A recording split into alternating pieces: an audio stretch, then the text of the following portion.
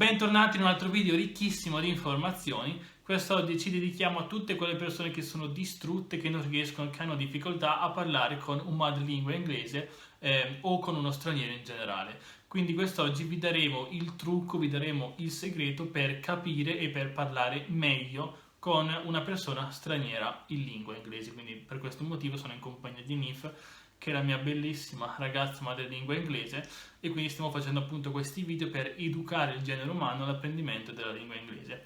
So, do you want to start to explain something or? Okay, so today we're going to give you the number one trick that you can use when speaking with a mother tongue native English. So many of you might be struggling, might be finding it difficult to speak English with a mother tongue, and it's when you are when you're in that situation and you don't know what to do, it's difficult to pick up. And from my own experience, I can give my experience myself with speaking at the school I work at, that I'm continuously surrounded by Spanish natives all the time, and they don't speak any English, so I'm having to communicate with them in Spanish, but because you speak very fast as a native, it's very difficult to pick up what they're saying, and because they pronounce things so differently from you, it's quite a daunting situation.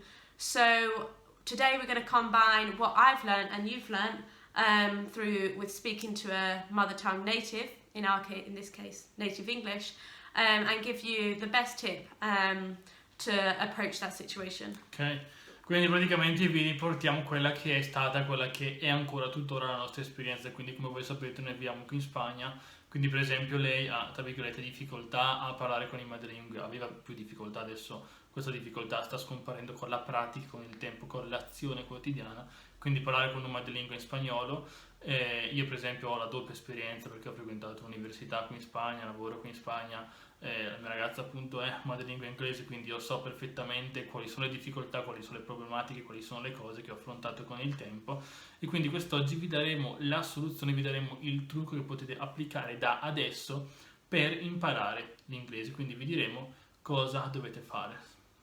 Okay. So today we're going to give you a tip that you can use now. You can start using, and you have to. Yeah, and the main reason we're giving you this tip is for conversations. So when it's a question, answer,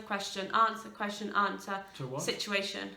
So keep bouncing off each other. Sì, una conversazione botta e risposta, cioè domanda e risposta, domanda e risposta, domanda e risposta. There you go. Question and answer.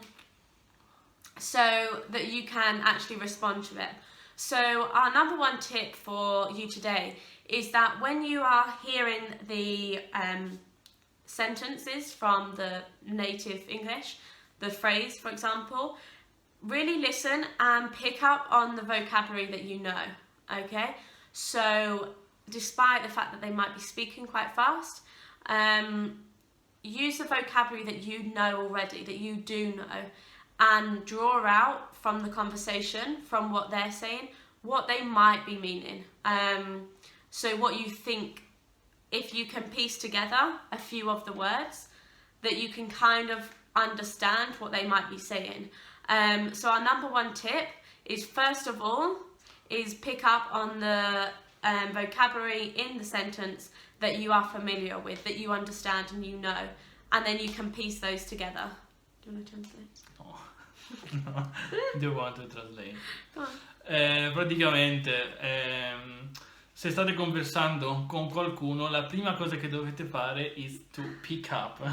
Quindi pick up is a phrasal verb, quindi pick up, raccogliere tutti i vocaboli che voi sentite, che voi percepite, tutti i suoni che voi percepite in quella domanda, in quella frase, in quella affermazione, in quella cosa che state ascoltando, e diciamo pensare e immaginare cosa quella persona ti stia dicendo, anche se sta parlando velocemente, se sta parlando utilizzando magari dei verbi, delle cose che non capiamo, ma comunque una parola, un concetto che comunque riusciamo a percepire, riusciamo a capirlo, e quindi dovete raccogliere tutti i vocaboli che già conoscete, che già sapete. Ovviamente se non sapete nessun vocabolo diciamo dovete incominciare da qualche parte, quindi da qualche parte dovete acquisire questi vocaboli, diciamo, indipendentemente dalla conversazione che state facendo.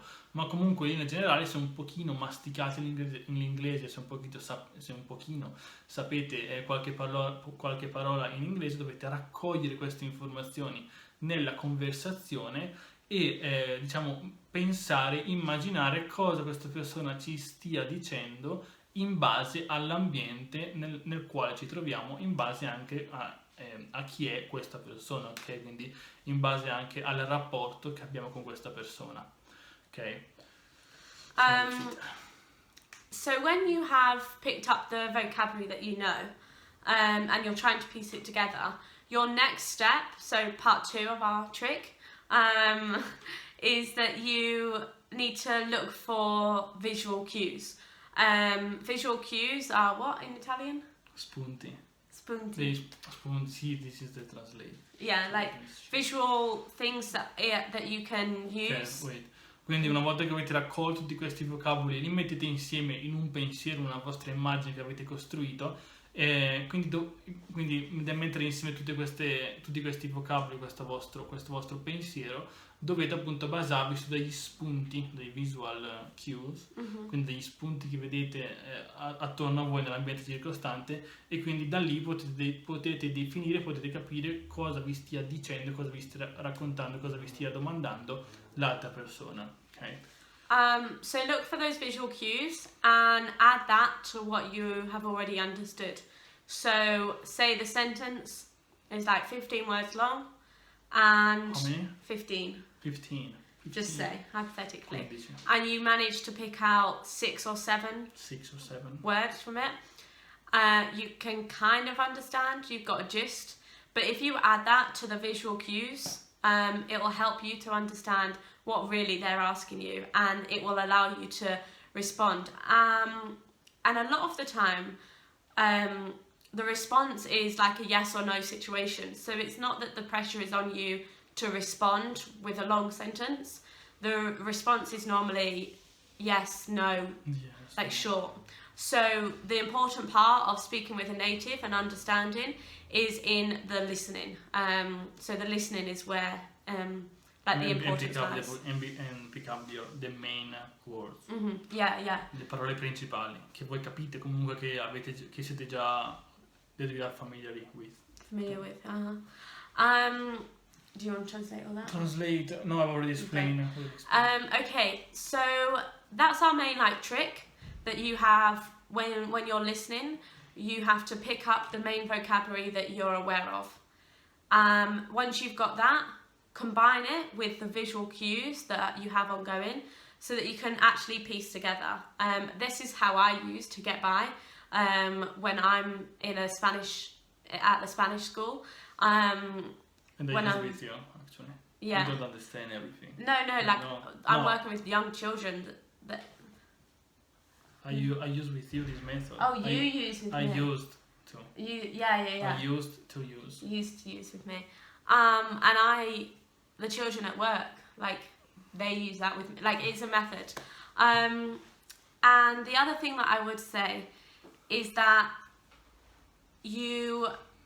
99% of the time, conversations are always within a specific area.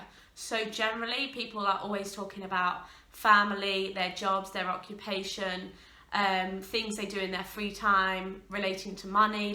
That's the kind of things that people talk about. Football, sports. Yeah. So be aware of you can generic information and vocabulary. So this is a tip to just widen that vocabulary. That people very frequently speak about the same thing all the time, and that's never going to change. That's just always how it is that people speak about such generic and normal conversations.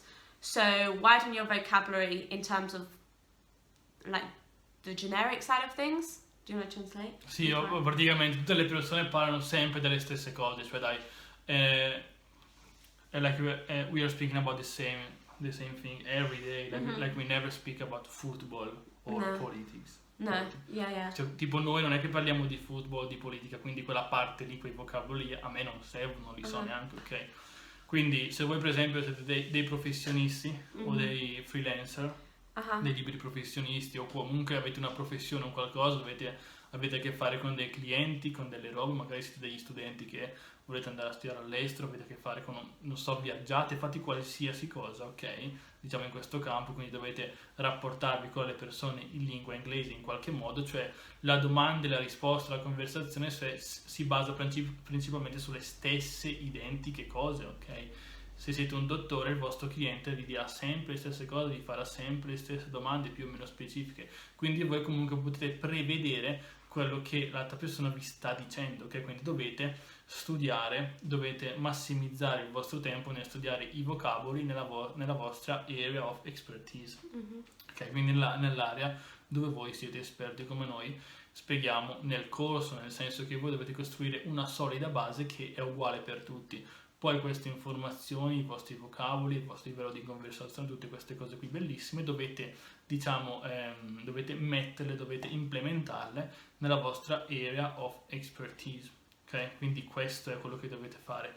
Capire i vocaboli, cioè conoscere cioè ampliare, diciamo, il vostro ventaglio della conoscenza vostra personale dei vocaboli nella vostra area of expertise, così che voi potete prevedere quello che le altre persone vi possono dire e potete appunto semplificare quello che è il processo di apprendimento e quindi anche di risposta quando parlate in inglese, che questo è quello che dovete fare, molto molto importante, quindi studiarvi i vocaboli. And how can you say the vocabulary? Widen your vocabulary. So yeah, like the generic side of things, and then think about it in terms of your profession. Yeah. So whatever your profession might be, think about the conversations that you would be having with people, and then think about, okay, well, what is the general vocabulary that you are using on a regular basis, and learn that vocabulary, so that you're aware, because people are predictable, and it's true, and the conversations are predictable, so it's not that you should be expecting anything new. So just become familiar with the situation, and be expected to feel uncomfortable as well. Like it's daunting when you're having a conversation with a mother tongue English, or for me, for example, with Spanish. Like it's not something that you are going to be 100% comfortable with, but you need to practice and practice so that you can actually, it enhances your English. So yeah, that's everything from me. That's it.